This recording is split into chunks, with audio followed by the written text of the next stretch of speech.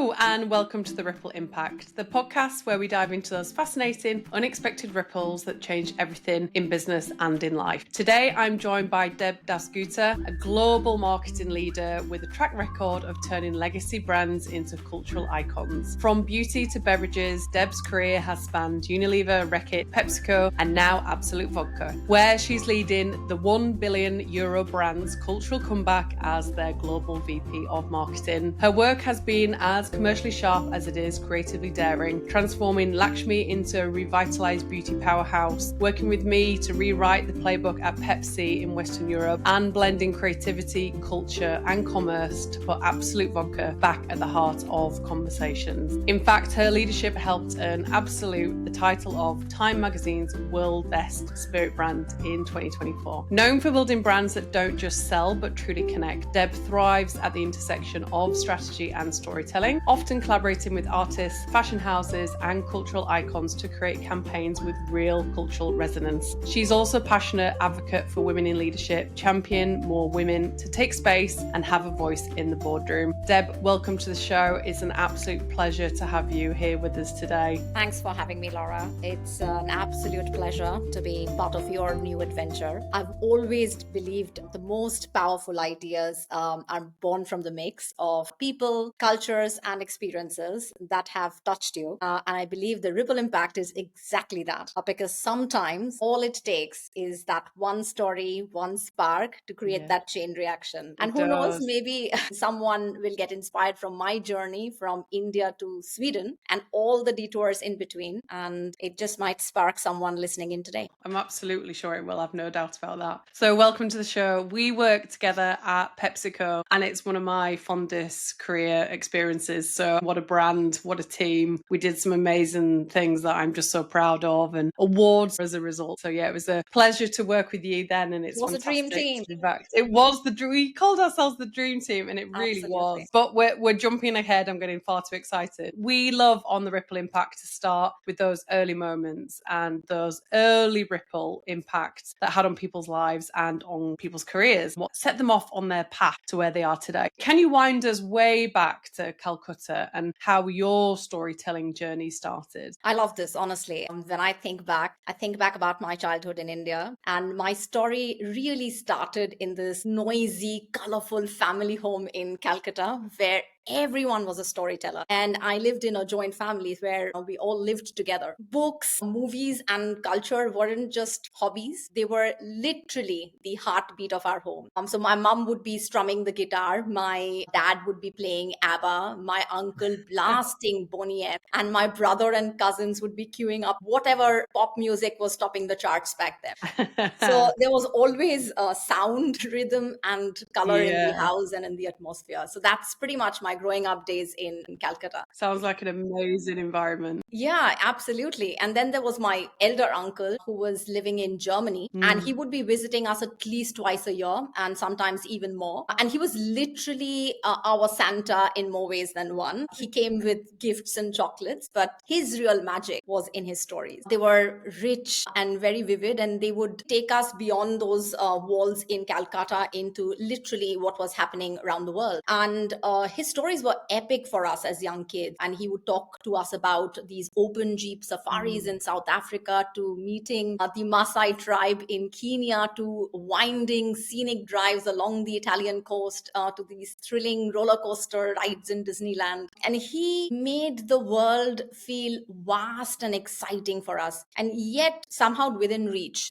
Back in those days, it would truly transport us into those worlds, and it fueled our imagination. And little did we know how it was impacting us then, but he was planting in us the belief that we could grow up to be global citizens, and the stories that we lived could be richer than the ones that we heard. So that really had such a huge impact on our growing up years. It's phenomenal. And we didn't realize it then, but we were literally inculcating and internalizing all of that subliminally. And I'm so grateful for that. Amazing. They sound like incredible stories. Oh, absolutely. And yeah, growing up was a really fascinating time, and it Yeah. still gives me goosebumps because then came post liberalization India in the 90s. I was a very young kid then, and that's when all the international brands, global advertising, and all the big, bold ideas began pouring into our lives. So I still remember the impact it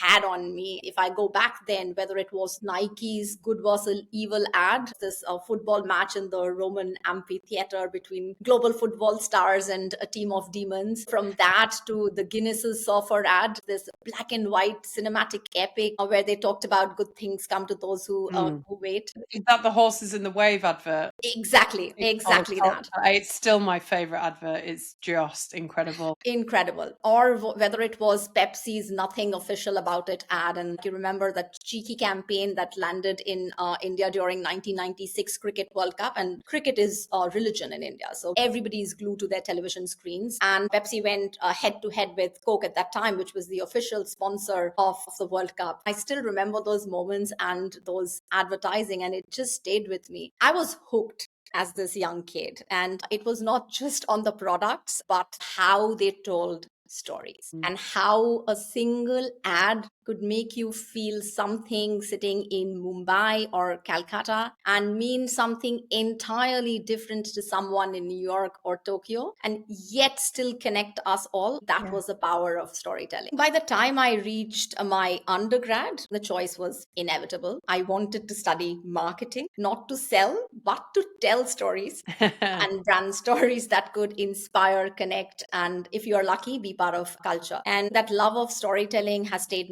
with me ever since. From that living room in Calcutta to the boardrooms to global campaigns that travel the world, carrying that little piece of my childhood magic with them. It's just been such a huge part of my life. Wow. Does your uncle know the impact those stories had on you? Have you ever told him? I did, of course. He's no more now. He recently passed away, and we were talking about him in his remembrance meeting. And I was telling everybody that little did he know how much he has inspired us. Yeah. And all my cousins were saying the same thing, because all of us are now in global careers in different parts of the world. And those stories had so much of an impact on us. He was deliberately saying and seeding those in us to just plant those big dreams, and how it has manifested so beautifully now. So you're currently in Sweden and you've traveled all over the world with work. What took you then from Calcutta to where you are today? Tell us the steps along the journey to get you eventually to the wonderful country of Sweden. So I grew up in Calcutta. I did my undergrads in Calcutta, and then I've moved around a bit. I did my post-graduation in Ahmedabad. So I was in a B school there. Then I worked in Bangalore for a bit, then Unilever in Mumbai, where I was with them on beauty and personal care for over 5.5 years and worked on different Asian markets. Then I moved to Delhi with Reckitt, and I have done country roles, country P&L roles, then was heading innovation for personal care for developing markets, headed home care for developing market cluster. And then with Reckitt, I made the move to London on this global role as the brand director for Wheat, which is the #1 depilatory brand in the world. And at that point of time, I was also given the additional responsibility of being the commercial lead for M&As. Reckitt was evaluating a lot of merger and acquisitions at that point of time, and it was to build a completely different muscle for me. And I love a challenge, so absolutely dived in head first, and it was the most amazing learning experience in my life. When I was with Reckitt is when I got this call one day from Pepsi about handling Pepsi for West Europe, and I didn't even blink my eye. It just took me back to my childhood days of the memories of those Pepsi ads, and I said, what a brand to work with, and I would love to be part of that journey. So which got me to Pepsi, where I had the privilege of meeting you, Laura, and the incredible team that we had. We did some cracking work at Pepsi, including shaping the current platform Thirsty for More. When I was clocking around 2 years, I got this call from the Absolut group about joining Absolut as the global VP and reigniting the iconicity of this brand. It was far too tempting for me to say no. Absolut has also been a very special brand in my life and my journey, because I remember in early 2000 when I was a B school student, this was the most talked about brand in our campus. The marketing story was nothing short of genius, and all of us had these iconic posters on our wall, and this beautiful bottle that stayed with us way after the liquid was over. So that was how inspired we were about Absolute. And I packed my bags and moved from Dublin to Sweden. So yeah, there have been a few moves, but all for a very incredibly compelling reason, and to take my journey in brand building and storytelling forward. So here I am now in Stockholm, heading this wonderful and beautiful brand, Absolute. Amazing. And there's a lot of brand legacy you've talked about there, right? So from storytelling in your childhood through to brands that you're part of today. Tell us a bit about brand legacy and how important that is to you, and understanding the DNA of a brand and really bringing that forward in terms of the campaigns that you've been building over the years. That's a very, very,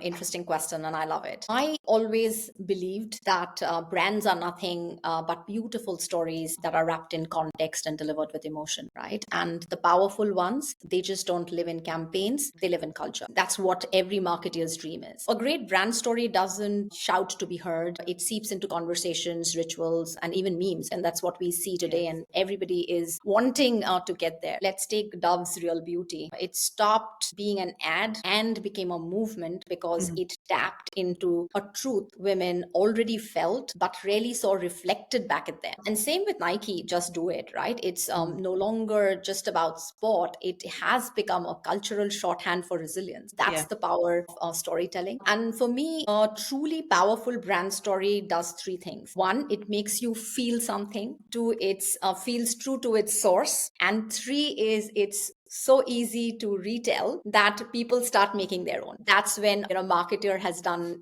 their job. Consumers become Part the of ripple impact, right? Because they tell other people and the stories spread. That's what's so beautiful about marketing is if you wind way, way, way back, the way we told stories was drawing on walls of what had happened, and those still live with us now. And now we do it through brands. And the ability to storytell and pass those memories onto other people is what makes brands so powerful. And as you said, lives in culture, but I think it also lives in people's hearts and people's minds. Absolutely. And my journey is exactly that, right? So those brands and the stories that impacted me is why it pushed me to take marketing and advertising and tell stories. So totally with you there, Laura. And that's exactly what you said. That's the beauty of the ripple, right? And you can't always predict where it'll go. It'll really create that impact if you do it right. And what you mentioned with Dove and with Nike, which was particularly interesting, and the Dove Real Beauty campaign is always one of those iconic, beautiful moments that very rightly get retold because it must be so old now, but it's still so powerful because what they did was, we're not selling soap, we're not selling body wash, we are giving people confidence. And that is a fundamentally different game from selling some things and you're sitting in a functional world and a competitive world of pricing and sizing and packaging. And no, we're about bringing confidence back. And in that case, confidence particularly back to women. And I always remember I think it's called the Portraits campaign. Did you see that one where they got people to describe themselves to someone else and an artist drew it out and they showed them? And the difference between how someone describes themselves versus how a stranger would describe you is so starkly negative by self and so positive by others. And I remember that ad sticks in my mind so much because it's so beautifully true, so sensitively delivered, but with purpose and with passion. And as you said, with emotion. Spot on. I remember I was in Unilever 2006 onwards, and Dove Real Beauty campaign had just come to force around that time. It's been 20 years. They've stuck with that. And that's how memory structures been and how they have beautifully told the story to keep it contemporary and relevant for today. It's beautiful because beauty and real beauty is such a fundamental need. And then with generations, how it keeps changing. It's a beautiful story. And stories stick. Those are stuff that sticks with you. I'll tell you one of my favorite stories from Absolute. And so this story goes, there's this bartender called Toby Cecchini, and he was in New York, and he used Absolute Citron to make Cosmopolitan for the women staff at the bar. He wasn't following any marketing brief. He was creating a drink that made people feel seen and celebrated in that moment. And that was what he was doing. But that small gesture rippled out to become the drink of the night. immortalized by Sex and the City, where Yeah. every Cosmo poured on screen carried Absolute quietly into the cultural conversation without a single logo inside. That's the power of storytelling and how it literally became part of people's life in the 90s. I feel like for me, Absolute, and you said earlier, marketing and brands become part of the cultural fabric. And I feel Absolute has always been really leaning into culture more than other brands. I feel it has diversity and culture and nuance around the world. Is that true? Is that fair? Oh, 100%. Absolute has been the OG cultural mixer. It started way back in 79 when the brand was launched in the US, and it completely disrupted the marketing playbook in a world where everybody was talking about this fancy drink, showcasing fancy and beautiful models. Absolute disrupted that playbook with this bottle silhouette and the Absolute something construct. And it was so different. And the way they weaved in culture through storytelling, whether it's the Absolute City series with Absolute Brooklyn and Absolute Miami or Absolute Madrid or Absolute Rio, or whether it was the cultural collaboration starting with Andy Warhol. It's always done things differently and it was always ahead of its time. And that's something that Absolute has done. It's always believed in the power of storytelling and doing things differently. And that's stayed with people. And that's what Yeah. people remember of Absolute as a brand. And how's that fostered and created within the team? Because it's always felt like it's had that essence. How does that actually work on a day-to-day basis? Like, is there a playbook that's lasted for decades? Since 1979, when the brand was launched in the US, till early 2000s or 2005, there was this one campaign, which was this beautiful bottle silhouette and the Absolute X construct, which corrected with the topic, where the bottle met the topic and the topic met the icon. So it was beautiful and it was cleverly done. 2005 onwards, it started to look a bit repetitive. And that's, I think, where the magic was losing. And then also what happened is you have decades of marketers who wants to leave their mark. And over a period of time, what tends to happen is those distinctive assets get diluted, somewhere get lost. That has been a challenge because when I was joining the brand, what I remembered Absolute was those advertising of the past, and that built memory structures because it really takes time for any brand to build those distinctive assets and memory structures. So the campaign that we were talking about, it was actually run for 25 years and consistently where the bottle and that construct would show up. And it was clever, it was intelligent, it was unexpected, it was cultural, and Absolute always gave the credit to the consumer to figure it out. So it was always setting up the joke without having to say it all. And that literally, it was this game that the brand was playing with the consumer to find them. So even if it said Absolute something and you didn't see a very obvious silhouette, your eyes would be figuring out where that is hidden. And when you get it, you're like, wow, that's, so clever. So that was basically what was happening. And now we are trying to bring back a lot of those because I genuinely believe in the power of distinctive assets and how they have an impact in consumer memory and memory structures. Those are some of the stuff that we are really, really wanting to bring back. And that's relevant today. So it's not a nod to nostalgia, but bringing it back in a fashion that is relevant and reimagined for today. And you said before the fruits in the roots, which I love, about really getting back into the DNA of the brand and understanding it. And tell us a little bit more about that. The philosophy really came alive for me when I was working on this brand called Lakmé, which is an iconic Indian beauty brand. And I'll say this for those who don't know, Lakmé is India's most iconic beauty brand. It was born early 1950s, the request of the first Prime Minister of independent India, so that Indian women could have a world-class homegrown beauty brand. And the Tata Group actually brought that vision to life, creating this brand that blended international quality with Indian sensibilities. And it was later acquired by Unilever. So when I was on Lakmé, which was in early 2000, it was owned by Unilever. At that point of time, the beauty category was heating up. L'Oreal was owning the narrative of because you're worth it. It was all about high performance claims, aspirational models, and that unmistakable global sheen. It was impressive, no doubt. But when I dug into Lakmé's history, what I realized was its strength wasn't in trying to out L'Oreal, but Lakmé's strength was its intimacy with Indian women. And that was an asset L'Oreal could never take away, because it wasn't the products, it was in that relationship. And this was a brand woven into the fabric of India over the years through weddings, festivals, and those first makeup experiences. So its most distinctive assets weren't the packaging or the color palette. It was its tone of voice, this warm, inviting, inclusive, and emotional storytelling that really captured the fancy and the sensibilities of Indian women back then. So rather than simply telling women they were worth it, Lakmé showed them. And through beauty that celebrated their own context, color palette that celebrated their skin color and tone, the product benefits literally came across like a beauty tip from a friend. And that softer emotional connection was its biggest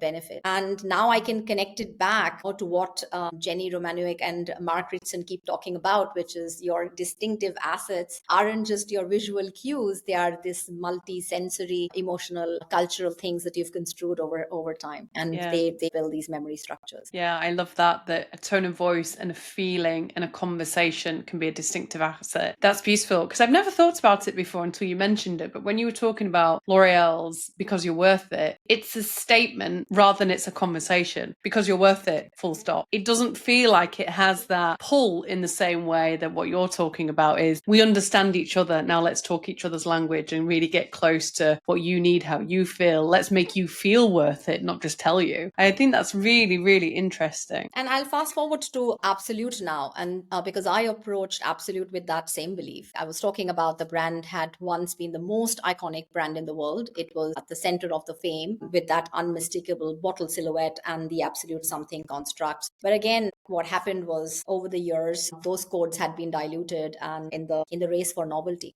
So my effort here when I joined the team back 2 years back was about bringing them back, not as nostalgia pieces, but refreshed, reimagined, and relevant for today. And we are bringing back the iconic silhouette. We are reinterpreting Absolute something for today and reigniting our artist collaboration DNA, putting Absolute back at that intersection of creativity, culture, and commerce, which is where it used to be. Orlando Wood talks about his fluent devices, and it's not the newness that drives lasting growth. It's the fresh consistency. For us, it's all about that. You can change the world around the asset, but the asset itself must still be recognizable, repeatable, and ownable so that our consumers can really relate and identify with it. So they are the anchor in the sea of marketing drift that keeps happening, which will happen as times keep changing. But then if we stick to the roots, because no one else can grow those fruits, because the roots are your own and no one else has those roots. And so iconic, as you said, the shape of the bottle. And you mentioned the Absolute City series, and that's the one that always sticks in my mind, albeit a lot of the Pride ones as well for me have been really iconic, but the City ones, the two that really stuck in my mind are the Absolute Paris one, which is beautiful because it's not the shape of the bottle, but it is, and that's really beautiful and very iconic with the metro. And then Absolute LA, and this one's more literal, but the pool is in the shape of the bottle, but it's just so iconically LA and so iconically Absolute. I remember when I first saw that just thinking it was just epic and so simple. When a print ad or a digital or an outdoor can be that beautiful and simple and iconic, you've got something seriously really smart that you don't have to read a thing and you know straight away what that brand is and what it's saying. So yeah. And I'll give you a story on that. The beauty is when consumers started calling up, where is that pool in LA? I think that's when you've kind of hit the Love ball. that.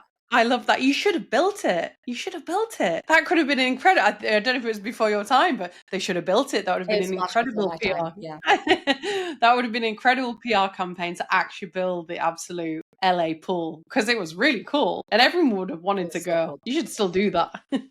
Some brands are very archetypally from somewhere. So especially in the world of alcohol, whiskey is very quintessentially Scottish. It has its provenance, whereas Absolute has always felt a lot more diverse than that. And yes, the Absolute cities that we've talked about, but what gives Absolute its different mindset to much more heritage and traditional and provenance brands? Can you talk us through how culture and diversity and curiosity and immersion has made it into marketing? For me, the role of a global brand brand isn't to pull people into some fixed pre-designed universe. It's to step into their world in ways that feel authentic, respectful, and even culturally alive. So when you are talking about whiskeys, they're pulling in the world of the whiskey versus being in the consumer's world. Absolute always had the instinct in its DNA. So back in the 90s, we collaborated with, say, Keith Haring. At the very moment his art was spilling out of the New York subway and into the cultural bloodstream, those chalk drawings weren't just art, they were social media before social media even existed in its current form. And fast forward to now, that's exactly what inspired our 2025 limited edition Absolute Haring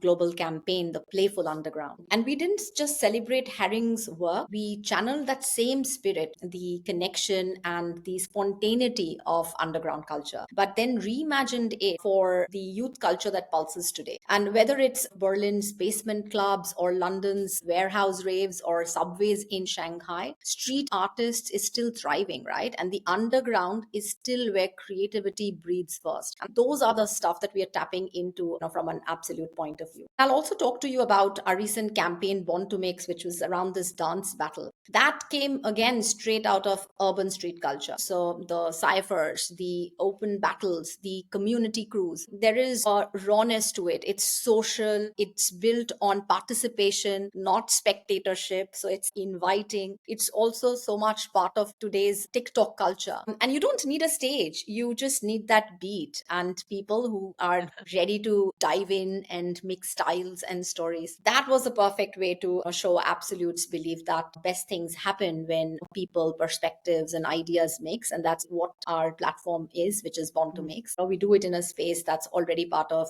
the cultural heartbeat versus taking consumer into a different world. When you immerse yourself like this, when you talk or you walk the streets, ride the subways, stand at the edge of a dance circle, or you're screaming at the festival, then you're stopping being that global brand speaking to an audience, and you're starting to be the brand that's part of their world. Once you're in their world, you're not just creating campaigns, you're creating cultural moments which people want to then keep, share, or even pass on. I love that. And you talk about the cultural heartbeat, and that's such a wonderful way to talk about it. Sometimes brands get culture really wrong. What would your advice be to brand owners when they're stepping into cultural spaces? Because sometimes it can come across like the brand's been really blind to cultural nuance, cultural language, things that are happening. How do you do that at Absolute, and how do you weave that in? And what advice would you give to brand owners to be in the cultural space but not use it as a tag on to the brand, but something that genuinely means something and you have credibility to talk about? Laura, I'll tell you something, which is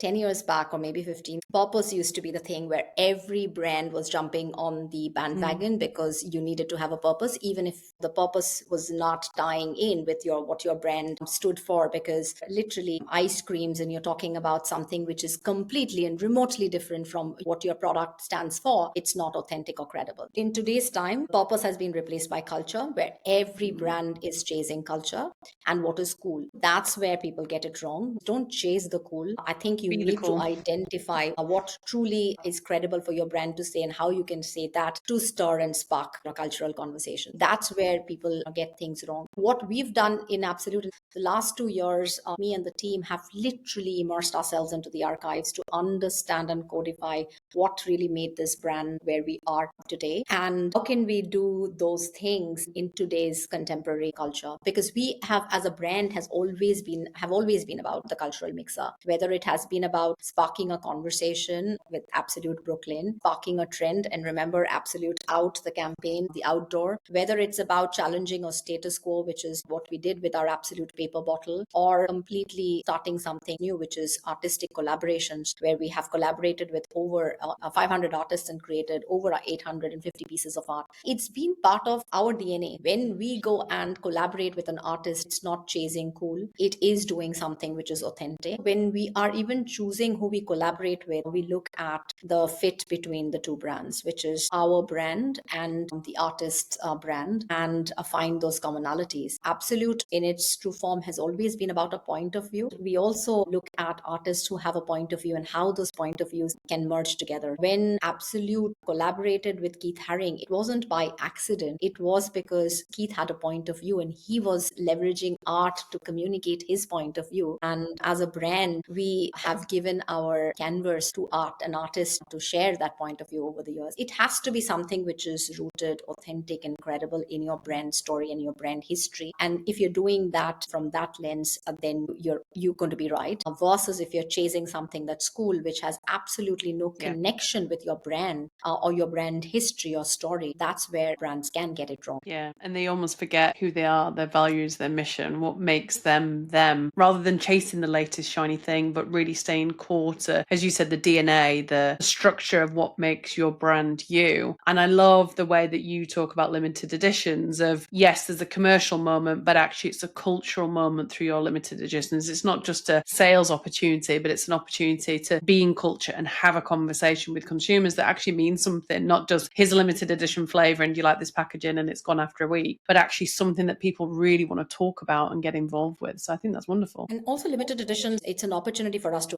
tell a story. With Haring, we were telling a story about hope and optimism in today's world and bringing that joy, optimism in a time there where people need it more than ever. That's basically been our approach, which is what's the story that we want to say and why is it relevant for the times? And every year it's that. Of course, we work on a pipeline going forward, which me and the team are already working on what's the next 3 years going to be. But it's always about what's the story that we want to say for 26 and 27 and 28 and so on and so forth. Amazing. I do really want to get into two questions. Your view in women in leadership and PepsiCo. Pepsi was interesting for sure because I met some incredible minds in PepsiCo, and the energy, the passion, and the rhythm that everybody shared was phenomenal. And that's an example that I give to everybody in every organization or whoever I speak to, is that the energy is so palpable. The operating rhythm was so beautiful. Everybody felt it was never this team versus that team. No. It's Team Pepsi, and we come together to solve problems. We put the consumer at the heart of everything, and we look at things from a consumer lens. It's not about whether it makes sense for us as marketers or what we want to say, but what is really going to make a consumer difference. Does it truly matter to the consumer? It was really refreshing to see that how everyone in PepsiCo believed in that, and everybody came together to make that happen. We were the team which were winning the Chairman's Award consecutively for 2 years for winning with purpose, because we did some incredible things, which whether it's challenge your taste, whether it was the playbook with zero sugar, the move to 100% rPET, which was rolled out across 9 European markets, and it was bold. It was not easy. Exactly. It was not easy. And the fact that it's not about us deciding to do, but it's also ensuring the infrastructure exists so that no plastic ever becomes waste. And then having those conversations with the right ecosystem to be able to deliver that. It's been incredible and phenomenal with regards to that chapter in PepsiCo. And I'm so proud and so grateful for the opportunity and the people I interacted with. And it's truly a dream team. And, I always will remember those 3.5 years of my life as just being phenomenal energy, amazing work, amazing people. So it'll always be a career highlight for me. Yeah, me too. It was a really special 5 years. And I loved how you talked about the team and the dynamic, because it's true. It didn't feel like there was different functions. People were doing different jobs as part of a bigger mission, but everyone was part of that. We called our consumers, and it's changed over time, but we called our consumers the galvanizers. And it felt like that was the team as well, that we were all part of one team and one mission. And it's rare to get that energy and dynamism and connection and trust and camaraderie. And it was a special time. It really was. From everything from our cheeky Christmas ads, taking on Coca-Cola with the Santa getting out of the truck and then drinking the Pepsi Max, the UK campaign, to European-wide sustainability programs, from the small things to the big things. It was one team alongside had all the different country teams, the bottling teams, and it's a complex system when you have bottling organizations and the PepsiCo system. So to get such synergy was really special. It was special. Really special. Yeah, amazing. I'm still in touch with a lot of people from PepsiCo, and truly genuine human being. Also some incredible leaders, and you and I happen to work with. So yeah, it's a mix of all of that coming together. Yeah, completely agree. We talked about incredible teams and incredible people and the support of an amazing system around you. Tell us about the ripple impact of people in your life and how they've been your support through your career. Sure. I probably will also touch upon, Laura, women leadership. I'm particularly passionate about it. I genuinely want women to step up, have a voice, and have a seat at the table. But I'll start with my journey and why it is important for me, why I'm so passionate about it, and why it matters even more now. I have been extremely fortunate that I've had incredible support from my family from childhood to now. My dad, my uncles just love the idea of women taking space. When I got married, my husband has been a fantastic cheerleader, and he cheerleads me through every leap. And when I was getting this global opportunity, I didn't know whether I wanted to take it initially because both of us had two amazing careers back in India. And I knew that a global career might mean that it might impact my partner's career, but he was more open to take that leap. And when we moved to London, to be honest, he had to pivot and he started pursuing his own passion and left the corporate world. But that career decision was more to support me versus putting him at the center of the decision. It's been great, and I've also had a good support system of friends and mentors who have really championed me and given me the confidence. You've got it when probably I ever even doubted myself. It's really important for women to have that ecosystem of people who support each other and cheerleading for us. I'll segue into women in leadership because it's not just because of my personal journey. For me, it's simple. Putting more women in senior roles isn't charity, it's a competitive strategy. We are making good progress, but the gaps are still real, right? And if I can share some data with you, in the US, women will hold about 34% of Standard & Poor 500 board seats. In the UK, it would be about 43%, or if you were to look at FTSE 350 board, and yet only 35% in senior leadership roles, which means that the boards are diversifying faster than the executive pipeline that's feeding them. There is need for us to ensure that more and more women are in senior leadership roles. There is a new EU directive which will require 40% of non-executive directors to be women by 2026. That's not a nice to have anymore. That's the baseline for modern governance and market credibility. Why is it important is, and why it matters is the evidence is clear. Right? And if we look at any BCG, McKinsey study, it's pretty out there that companies with above average leadership diversity has generated almost a 20% higher innovation revenue. McKinsey also shared that gender diverse executive teams are 25% more likely to outperform on profitability. There is enough evidence out there. So this isn't more about optics anymore. It is about better decision making, ensuring there are fewer blind spots and there is sharper decision making. And I'll give you two examples. One's Unilever, where I have been a part of. Their gender balance is quite good in management, and that balance is helping them innovate faster, anticipate consumer needs across the markets that they are present in. Or even take Diageo, they are roughly about 70% women on the board and almost half on its executive committee. There are organizations which are making progress and they're seeing the results. It's important that we truly reflect on these and ensure it's not a women's issue, it's a business issue, because everyone benefits and it leads to stronger companies, better products, and healthier culture. Couldn't agree more. And that's the thing, is that historically it's been seen as an equality issue. It's a business issue. It's a commercial issue. The amount of household money that is spent by the woman in the household is significantly more than the men in the household. So the women are the decision makers makers of the money. And also the women in senior leadership shows that businesses do better with a more equal workforce, and especially in senior leadership. So as you said, the stats are there in terms of how critical this is for organizations to get right. And as you said, there are some great organizations that are making huge strides, some that are already there, but there are many, many more that are way off. We've talked about the good examples, but there are so many, and some of the issues that women face in the workforce are still present, still prolific, and in some ways we're going backwards. I agree with you, and which is why if you and I are not talking about it, then who will? And if not now, then when? So that's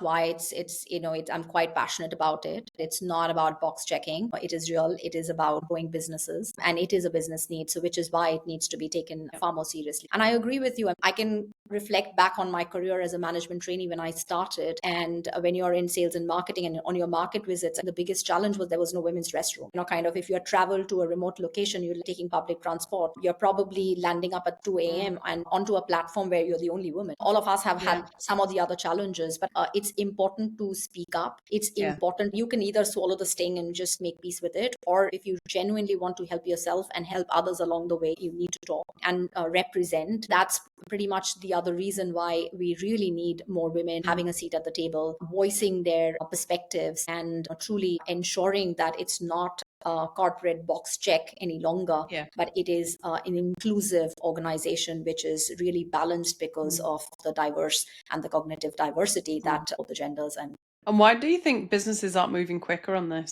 I think the overall geopolitical sentiment is also impacting because it's in spurts. There is growth, then there is pause, then there is growth, there is pause. We really need to ensure that the corporate narrative stays despite whatever geopolitical narrative is, because you can impact so many people and also influence so many people with the socioeconomic power that corporates have. It's really important to not take these issues lightly and genuinely think about it. It needs a very strong HR force to ensure that it is no longer a checkbox. It is ingrained as a value, and not just as a gender diversity, but as a true a cognitive diversity which is there. And I'm championing women for sure, but I'm not just stopping at women. Having a larger representation at a corporate level, that's truly, truly important. Yeah, I couldn't agree more. We should have done a whole podcast on Absolut and a whole podcast on women in leadership. So we asked all of our incredible guests who are calling wave makers because they're making waves on the industry. And as you said right at the beginning of the podcast, hopefully this story will inspire others. What advice would you give to aspiring wave makers? I love that you call them wave makers. The young crop coming up right now, they're super smart and savvy. They possibly have access to more tools, more tech, and more information than any generation had before them. So they can learn anything, connect with anyone, and start something from scratch in no time. So my advice for this audience is you do you. Don't follow anyone else's playbook, because someone else's version of success might not be yours. And the times are changing so rapidly. What was relevant then might not be relevant for you. But absolutely look for inspiration from others' stories, their challenges, their failures, and their wins. Learn from them and then go live and do your own. I would say dream recklessly big and chase those dreams with intent. And when you get those inevitable curveballs, because you will, don't see them as roadblocks. See them as detours that can take you somewhere unexpected and sometimes even better. And at the end of the day, you want to look back and know you just didn't follow a path. You made one and you created one. And what would be even better if you inspire someone to follow those tracks? What amazing advice. And I'm sure people will be taking that onwards. I love the dream recklessly. That's fabulous. We need that on a t-shirt. Deb, thank you so much for taking us behind the scenes of cultural storytelling, rooted reinvention, and personal support systems that have made bold leadership in your career possible. Your story is such a reminder that ripples can come from the most unexpected places. Childhood dinner tables and uncle stories from around the world to legacy brand archives. You've told us that waves can come in the most unexpected places, and to follow your dreams, to dream recklessly, and to follow follow your path despite the curveballs. So thank you so much for sharing your journey with us today. That is a wrap on this Ripple episode. Don't forget to follow and subscribe and share with someone who will love this episode. Tune in weekly for more bold voices and inspiring wavemaker guests. I'm Laura Barber. This is the Ripple Impact. Deb, thank you so much. It's been incredible to talk to you. Thank you, Laura, and it's been an absolute pleasure. Thanks, everyone. We'll see you next week. Bye for now.